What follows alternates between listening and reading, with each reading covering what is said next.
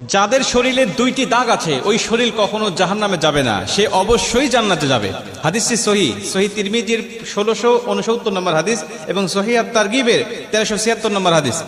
হযরত আবু উমামা রাদিয়াল্লাহু তাআলা আনহু হাদিসটা বর্ণনা করেছেন। রাসূল সাল্লাল্লাহু আলাইহি ওয়াসাল্লাম বলেন, যাদের শরীরে দুইটা দাগ আছে এবং যাদের শরীর থেকে 2 ফোঁটা তরল পদার্থ নির্গত হয় ওই শরীর কখনো জাহান্নামে যাবে না, সে অবশ্যই জান্নাতে যাবে এবং আল্লাহ পাকের কাছে এই শরীরটা সবচেয়ে প্রিয় শরীর। রাসূল সাল্লাল্লাহু আলাইহি ওয়াসাল্লাম বলেন, 1 নম্বর দাগ হলো যে ব্যক্তি জিহাদের ময়দানে আল্লাহকে খুশি করার জন্য, আল্লাহর দ্বীন কায়েম করার জন্য অথবা আল্লাহর সন্তুষ্টির জন্য যে ব্যক্তি বাতিলের মোকাবেলা করতে গিয়ে শত্রু পক্ষের আঘাতে তার শরীরে ছোট্ট একটা দাগও যদি বসে যায়, এই দাগটা কিয়ামতের ময়দানে সুপারিশ করে বা এই দাগটা থাকার কারণে কিয়ামতের ময়দানে আল্লাহ পাক তাকে জান্নাতে দিয়ে দিবে। নবীজি সাল্লাল্লাহু আলাইহি ওয়াসাল্লাম বলেন, 2 নম্বরে ফরজ ইবাদত সমূহের কোন একটি দাগ যদি তার শরীরে দেখা যায়, যেমন নামাজ পড়তে পড়তে সেজদা দিতে দিতে কপালে